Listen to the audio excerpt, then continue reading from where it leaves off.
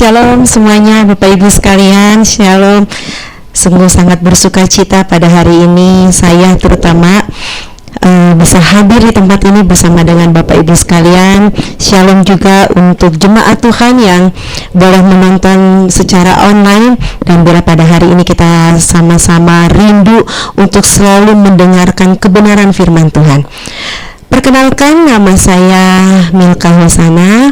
Saya gembala di GBI Nehemia Cianjur, di mana GBI Nehemia udah menjadi mungkin rumah keduanya Bapak Pendeta Yusak, karena dalam setahun pasti ada jadwal Bapak Yusak mengisi di tempat kami. Dan kebetulan juga dengan Ibu Fang Fang masih terkait saudara, tapi kita tidak nepotisme ya ada di tempat ini. Saya dengan Ibu Fang Fang cukup kenal dari kecil kita ya, dari sekolah minggu, di mana orang tua saya menjadi pengerja di tempat opahnya Ibu Fang Fang ada di Jakarta. Dan hari ini kita tidak ada yang tahu nasib ya, tiba-tiba jadi istri gembala dua-duanya. Dulu kecil kita sama-sama sekolah minggu di gereja GSJP, tapi hari ini kita bersama-sama melayani Tuhan, semua karena kebaikan Tuhan. Tidak ada yang kebetulan, tapi semua karena kebaikan Tuhan. Amin. Dan hari ini saya diberi tema oleh Ibu Fang Fang, oleh hambanya Pendeta Yusak, tentang kabar baik. Dan kita percaya firman Tuhan itulah yang kabar baik yang harus selalu kita dengarkan. Nah, kalau mengenai tentang kabar baik, kita ini membawa yang namanya sebuah reputasi. Reputasi, kita semua itu punya yang namanya reputasi. Kita yang hadir di tempat ini, nanti kita keluar dari tempat ini, kita bawa yang namanya reputasi. Nah, ada 3 orang yang gak enak membawa reputasi. 3 anak. Yang pertama, anak presiden. Semua mata pasti memandang apa yang dilakukan, apa yang diposting oleh anak presiden. Bukan 1-2 orang, bukan 1-2 keluarga, tapi seluruh rakyat Indonesia pasti akan melihat apa yang diperbuat oleh anak presiden. Yang kedua adalah anak guru. Paling banyak jadi anak guru. Bodoh sedikit pasti dibilang, kok anak guru bodoh? Mungkin nakal di sekolahan. Gimana sih anak guru kok nakal? Yang ketiga adalah yang paling gak enak, jadi anak saya, anak gembala, anaknya Pak Yusak, paling gak enak. Saya punya anak 2, dua-duanya laki-laki. Yang pertama itu kelas 6 SD, namanya Moses, umur 11 tahun. Yang kecil ini namanya Josia, umur 9 tahun. Saya mau cerita yang namanya Josia. Josia ini luar biasa baiknya, luar biasa aktifnya. Jadi Josia ini saking aktifnya, kalau di sekolah minggu kerjaan saya itu minta maaf, saking aktifnya. Kalau ada anak-anak sekolah minggu dulu lagi di usia 3-4 tahun, kalau anak cewek kan usia-usia segitu senang pakai jepitan banyak, Josia lewat tarik. Begitu di sekolah juga sama, ketika bagi rapat, mami bilang gini, mami, Josia ini anaknya aktif sekali ya, baik katanya gitu. Wah, saya udah senang terjadi pertobatan oleh anak saya.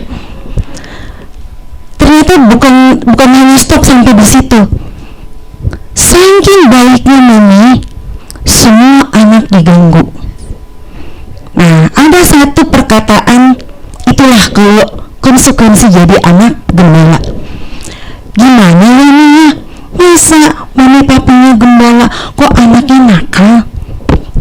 Tiba-tiba Roh Kudus berbicara pada saya, terus saya berkata seperti ini, Mayang, yang gembala itu mama papanya.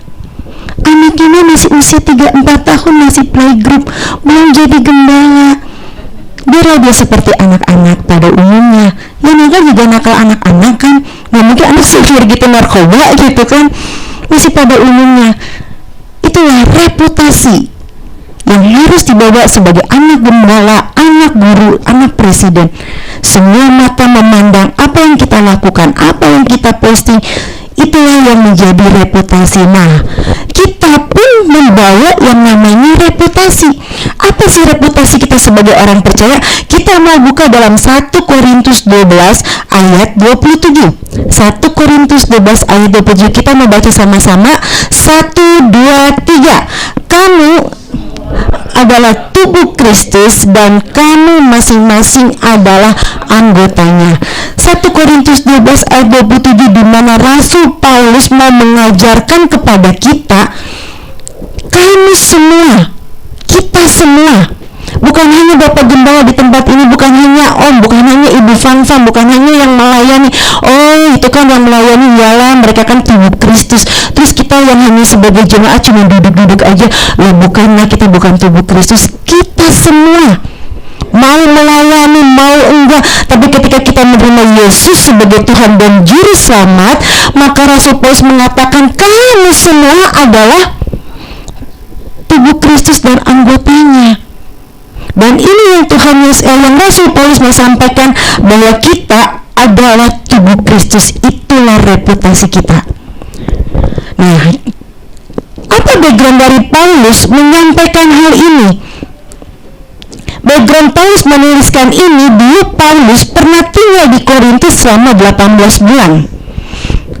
Setelah dari Korintus 18 bulan, dia pergi ke Efesus. Dari Efesus dia pergi lagi mengunjungi beberapa kota di Asia.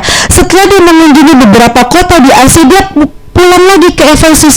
Begitu dia pulang dan di Efesus, dia mendengar bahwa jemaat Tuhan di Korintus sudah terjadi kekacauan. Kalau kita melihat kota Korintus itu seperti apa? Mungkin kota Korintus seperti kota ibu kota pada umumnya. Korintus itu secara politik merupakan ibu kota provinsi di Roma yang bernama Achaia. Secara geografis terkenal kaya. Karena apa? Karena Korintus diapit dari 2 daratan dan 2 perairan, sehingga banyak orang, mungkin kapal-kapal akan singgah di situ, sehingga kekayaan daripada Korintus ini sungguh luar biasa, seperti ibu kota Korintus ini. Nah, di Korintus ada sebuah kuil yang terkenal, namanya kuil Afrodit, di mana kuil Afrodit ini merupakan lambang dari dewa cinta, dewa kecantikan, dan dewa seksualitas. Nah, secara moral lebih dari 1000 prostitusi berhala ada di sana dan mengatasnamakan agama. Dan kita bersyukur kepada Tuhan bahwa kekristenan bukan hanya sekedar agama, tetapi kekristenan adalah sebuah hubungan pribadi kita dengan Tuhan. Apa yang terjadi kekacauan di Korintus? Yang pertama, reputasi yang tidak baik sudah ada terhadap jemaat Tuhan di Korintus, dimana kalau kita mendengar orang Korintus adalah orang-orang yang menggambarkan imoralitas ada di sana, ada banyak percabulan ada di Korintus. Bapak Ibu bisa lihat, bisa baca di rumah dalam 1 Korintus 6 ayat 12-20. Lalu hal yang kedua adalah kekacauan yang terjadi di Korintus. Terjadi perselisihan antara golongan Paulus, antara golongan Apolos, antara golongan Kefas, dan antara golongan Yesus itu sendiri. Terjadi perpecahan jemaat. Yang ketiga adalah jemaatnya dikenal menyembah dewa-dewi. Dan jemaat Korintus sudah mulai mentolerir yang namanya dosa, sehingga ada pemabuk, penfitnah, penipu, semuanya jadi satu di Korintus. Sehingga ketika Paulus di Efesus, dia mendengar bahwa jemaat Tuhan di Korintus merupakan jemaat Tuhan yang sudah tersesat dan jemaat Tuhan yang terpecah-pecah. Makanya Paulus mengatakan bahwa kita ini adalah tubuh Kristus, satu tubuh Kristus. Nah, kita mau kembali kepada zaman Yesus. Kalau kita ini adalah tubuh Kristus, apakah kita sudah disukai oleh orang yang kehidupannya belum mengenal Yesus? Apakah kita sudah disukai kehidupannya sebagai bagian daripada tubuh Kristus buat orang-orang yang ada di luar sana? Ketika Yesus pada waktu itu kehidupannya disukai oleh orang-orang yang kehidupannya tidak seperti Yesus. Contohnya adalah Zakheus. Zakheus adalah seorang pemungut cukai, orang yang terkenal korup. untuk hadir dalam rumahnya. Mereka berbincang-bincang. Zakheus yang kehidupannya tidak seperti Yesus, dia dapat menyukai Yesus, dan Yesus pun menyukai Zakheus. Yang kedua adalah perempuan yang berdosa, perempuan Samaria yang suaminya banyak. Ketika dia berjumpa dengan Yesus, kehidupannya tidak seperti Yesus, tapi dia menyukai pribadi Yesus, dia menyukai Yesus, dan Yesus pun menyukainya. Dalam perbincangan-bincangannya dengan ngobrol banyak hal, Yesus menikmatinya. Dan ini dicatat oleh seorang murid Yesus, bagaimana banyak orang pada perjanjian baru mereka berbondong-bondong, mereka melihat Yesus. Kita buka dalam Matius 4 ayat 25, di mana Matius murid Yesus mencatat banyak orang berbondong-bondong untuk mengikut dia.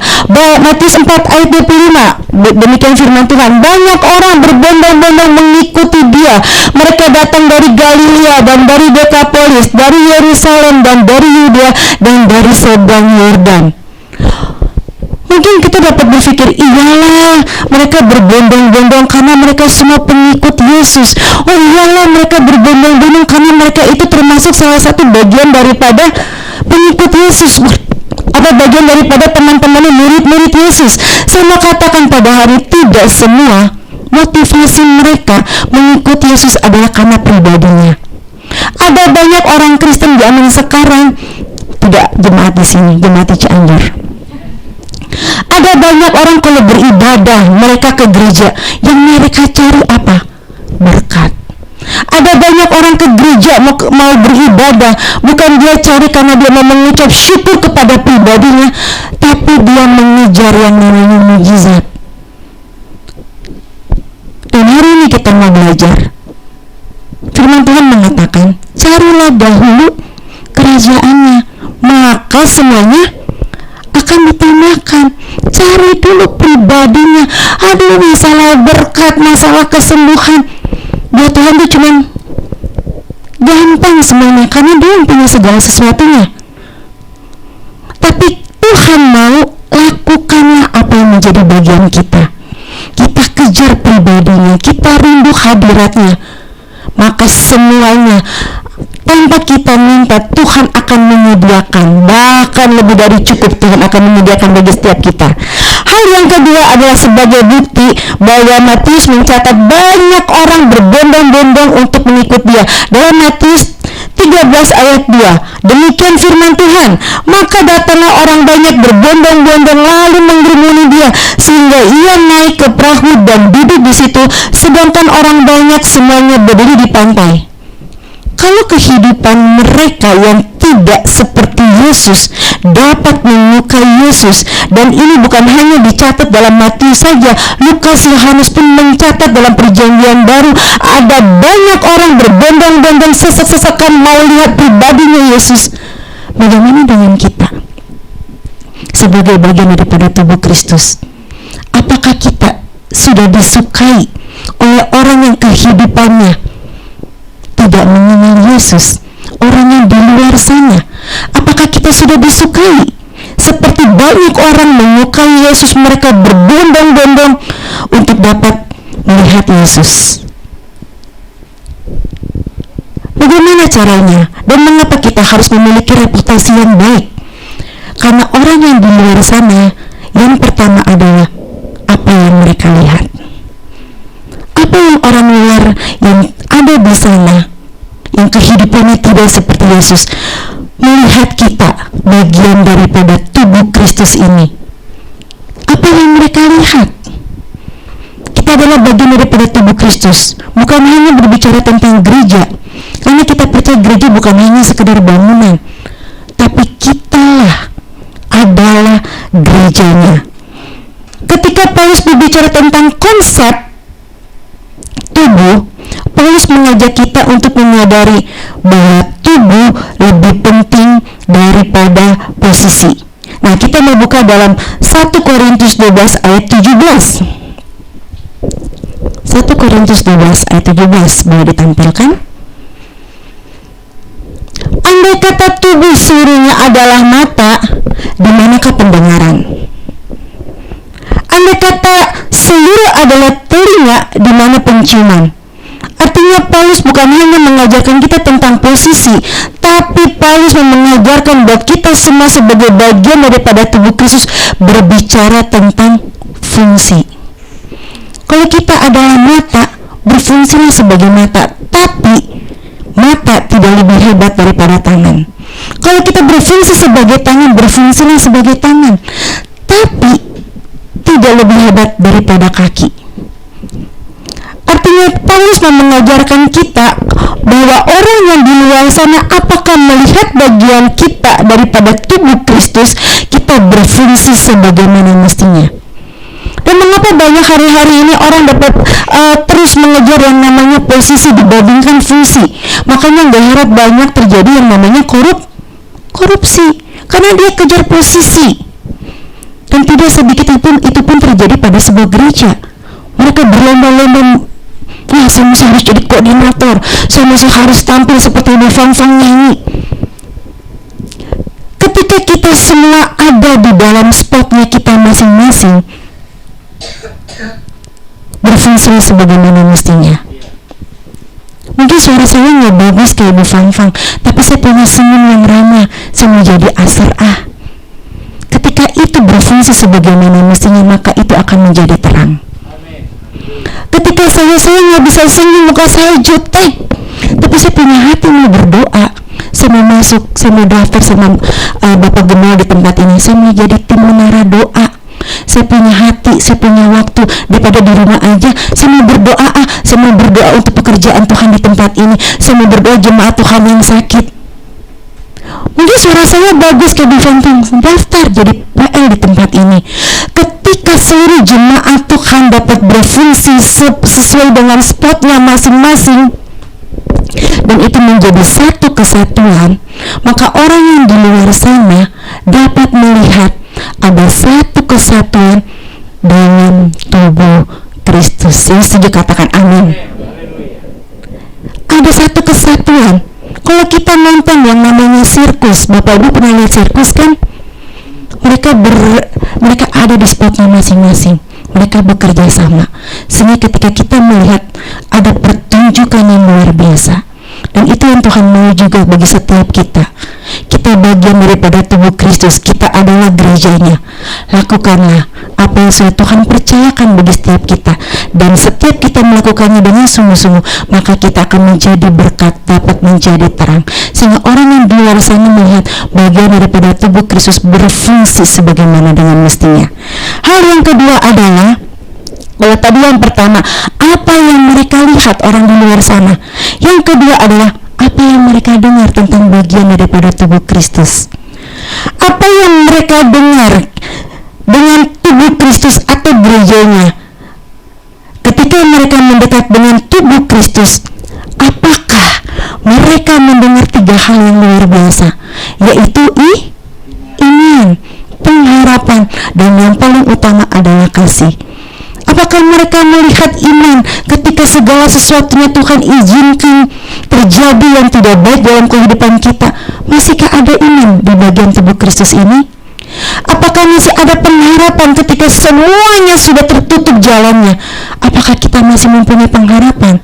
Dan yang ketiga, ketika orang-orang menyakiti kita, apakah kita masih mempunyai kasih untuk memberikan pengampunan?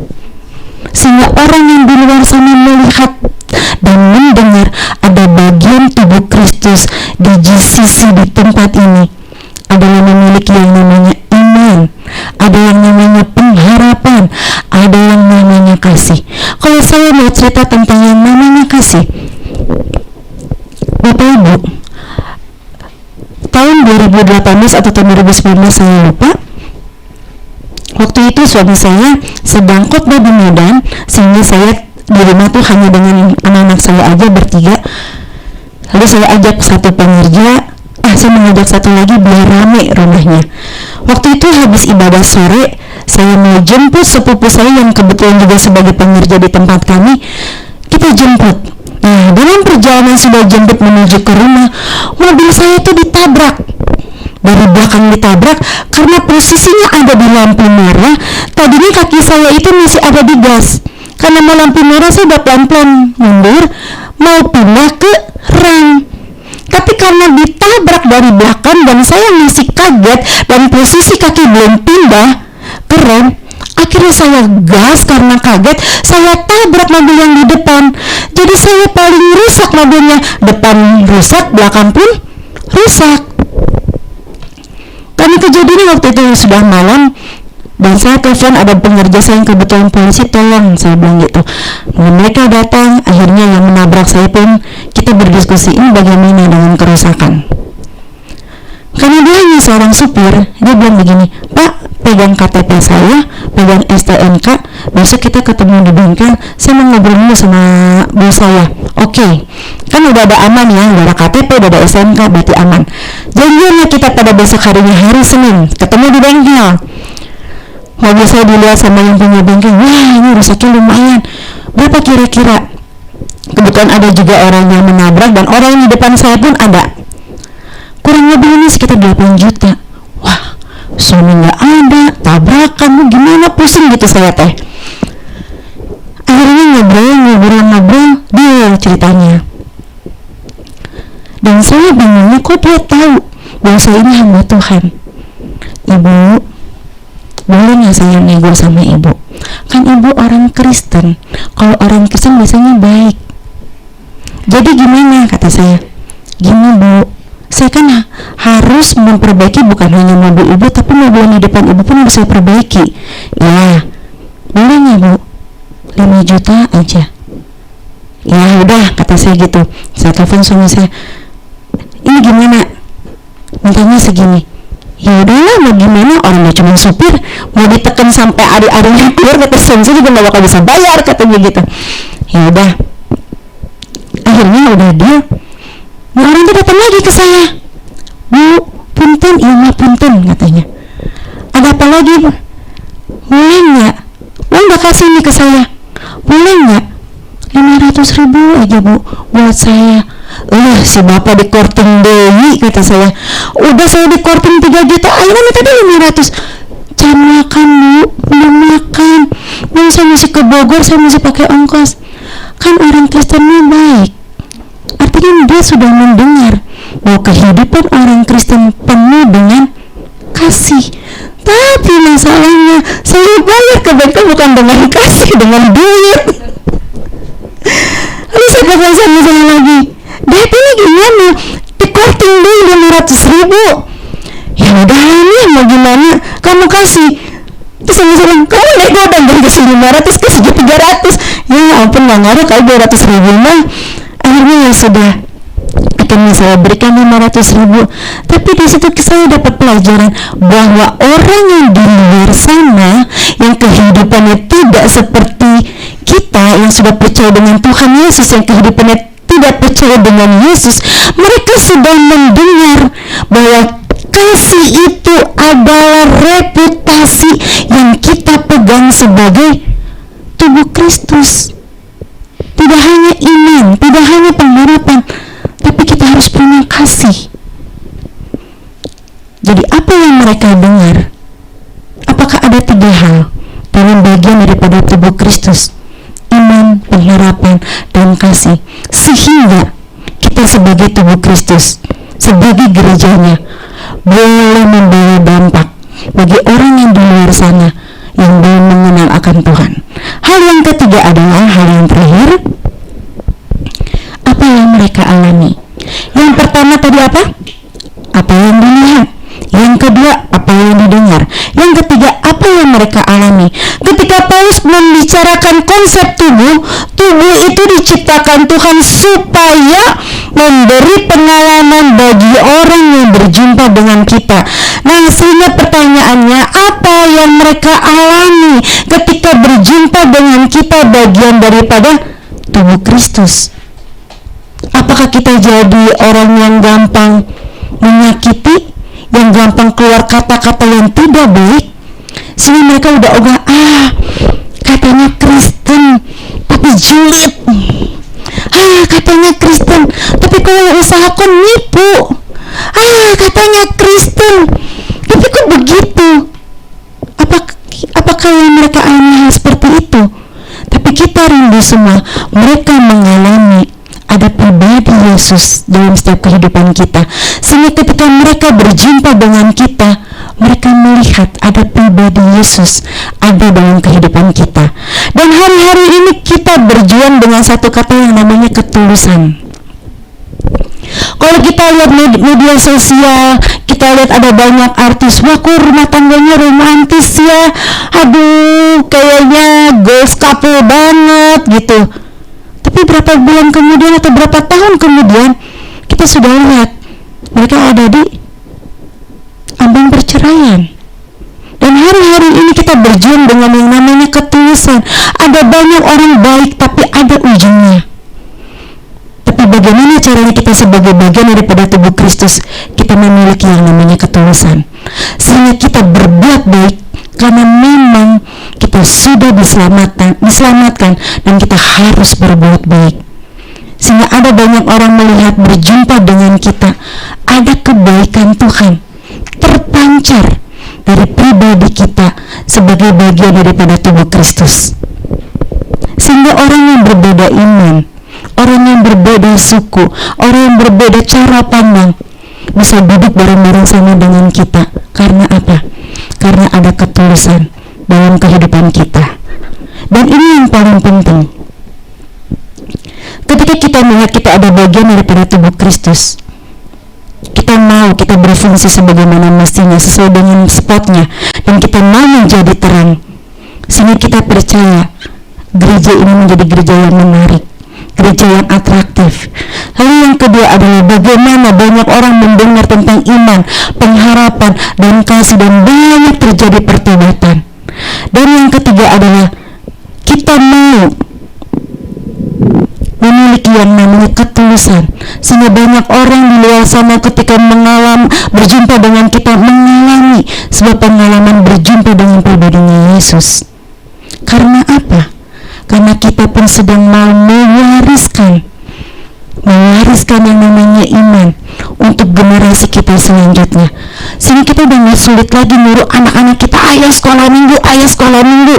Apalagi udah anak-anak remaja, udah SMP, SMA, susah sekali untuk datang beribadah. Tapi ketika kita mau melakukan 3 hal itu, kita sedang mewariskan yang namanya mewarisi iman. Sehingga kita udah gak sulit lagi memperkenalkan pribadi Yesus dalam kehidupan anak-anak kita selanjutnya, sehingga ada banyak orang generasi selanjutnya juga dapat melihat ada sebuah bagian daripada tubuh Kristus yang sungguh menarik, tulus, dan menjadi berkat bagi banyak orang yang kehidupannya tidak seperti Yesus, yang belum mengenal akan pribadi Yesus, tapi dia dapat melihat bagian daripada tubuh Kristus yang atraktif dan yang menarik, sehingga mereka dapat berkata, yuk kita ke gereja sama-sama, karena saya pun diberkati. Ada banyak anak-anak muda menjadi anak-anak muda yang takut akan Tuhan, bukan hanya takut, tapi mengasihi Tuhan dengan luar biasa. Sehingga kita melihat generasi yang selanjutnya adalah generasi yang sungguh-sungguh mengasihi Tuhan. Tuhan Yesus memberkati. Kita bersama-sama berdoa. Kami mengucap syukur Tuhan pada hari ini. Kami telah belajar bagaimana kami sebagai bagian daripada tubuh Kristus, kami harus memberikan reputasi yang baik, sehingga orang yang kehidupannya tidak seperti Yesus, orang yang belum mengenal akan kasih Yesus, orang yang belum mengenal akan pribadi Yesus, dapat melihat, dapat mendengar, dan dapat mengalami kebaikan Tuhan Yesus ada dalam setiap kami, bagian daripada tubuh Kristus. Mari Tuhan yang memberkati jemaat Tuhan di tempat ini. Tuhan memberkati keluarga demi keluarga. Tuhan memberkati pribadi lepas pribadi. Tuhan memberkati anak-anak kami. Tuhan memberkati usaha dan pekerjaan jemaat Tuhan di tempat ini. Dan yang terpaling penting, Tuhan memberkati pertumbuhan iman dari jemaat Tuhan di tempat ini, sehingga kami bukan menjadi orang Kristen anak-anak, tapi kami menjadi orang Kristen yang didewasakan oleh kebenaran firman Tuhan. Apapun boleh terjadi, tapi kami percaya kami dapat melewatinya bersama dengan Yesus. Terima kasih buat setiap kebaikan Tuhan. Hamba berhenti untuk berkata-kata, tapi kami percaya Roh Kudus yang selalu dapat menuntun setiap langkah kehidupan kami, memberi penghiburan, memberi kekuatan bagi setiap kami, dan firman-Mu lah yang menjadi pegangan bagi setiap kehidupan kami. Terima kasih Bapa buat setiap kebaikan Tuhan. Hanya di dalam nama Tuhan Yesus Kristus semua percaya, sama-sama kita katakan amin. Tuhan Yesus memberkati. Saya serahkan kepada MC.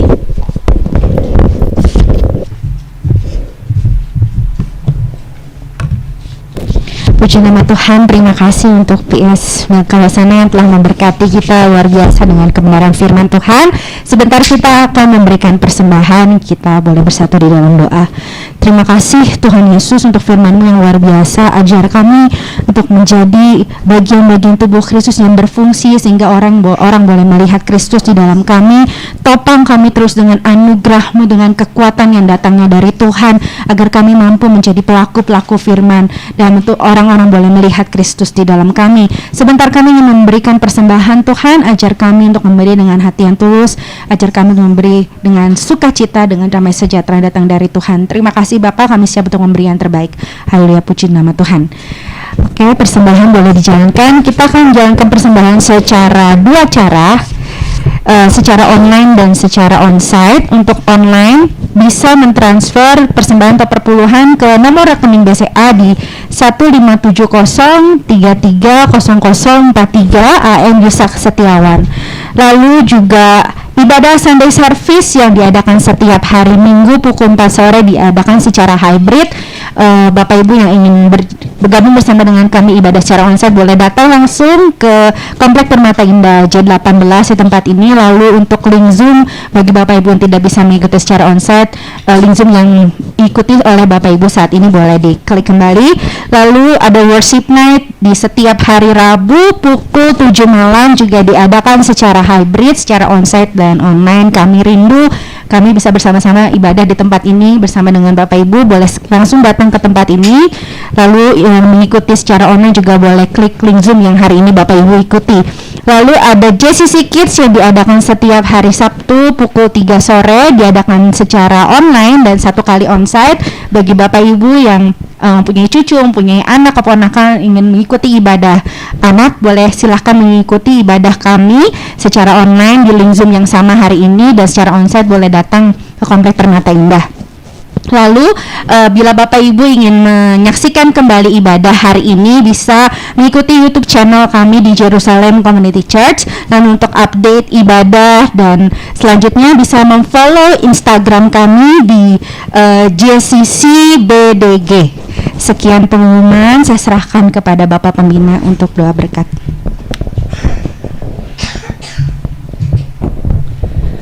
Mari Ibu Bapak Saudara terkasih, kita sama-sama pagi berdiri. Kita mau akhiri ibadah pada petang hari ini. Kami bersyukur kepadamu Bapa, kasih setiamu tetap nyata melimpah bagi kami. Dan jika kami dapat melibatkan diri baik secara onsite ataupun online di dalam ibadah petang hari ini, kami dapat merasakan persekutuan indah di dalam hadirat Tuhan. Biarlah waktu singkat yang sudah kami jalani di dalam hadirat Tuhan dengan kerinduan, kami dapat menikmati berkat yang sungguh ajaib. Terlebih melalui kebenaran firman-Mu yang mengajarkan kami, menuntun kami, menyadari pribadi, identitas pribadi kami sebagai anak-anak Tuhan, sebagai tubuh Kristus yang ditetapkan sesuai dengan kehendak Tuhan untuk menjadi garam, menjadi terang, bereputasi baik yang memuliakan dan menjadi berkat bagi banyak orang. Sungguh Tuhan, firman-Mu itu hidup dan memberkati kami semua. Dan kami juga bersatu berdoa untuk hamba-Mu yang sudah menjadi alat di dalam pemberita kebenaran firman-Mu. Tuhan berkati kehidupan pribadinya, pelayanannya, keluarganya, sidang jemaatnya, dan juga jika sebentar akan kembali ke kotanya dalam lindungan dan penyertaan Tuhan ditibakan untuk dijauhkan dari arah rintangan dan gangguan perjalanan. Kami percaya Tuhan, setiap umat-Mu menjadi perhatian di dalam hadirat Tuhan. Tuhan menjagai kami, Tuhan melindungi kami. Bahkan setiap pribadi yang dalam ibadah onsite ataupun online mungkin ada dalam pergumulan karena sakit penyakit, pergumulan masalah ekonomi, pergumulan masalah pekerjaan, masalah pergaulan, masalah pelayanan, di dalam kebimbangan hati. Tuhan teguhkan kami agar kami memiliki iman, pengharapan yang bersumber daripada cinta kasih yang daripada Tuhan, sehingga kasih Allah juga melimpah melalui kehidupan kami. Kami percaya Tuhan yang kami puji-puja sembah adalah Tuhan yang hidup. Dari tempat ini kami juga bersatu berdoa untuk keluarga Andi yang terganggu kesehatannya.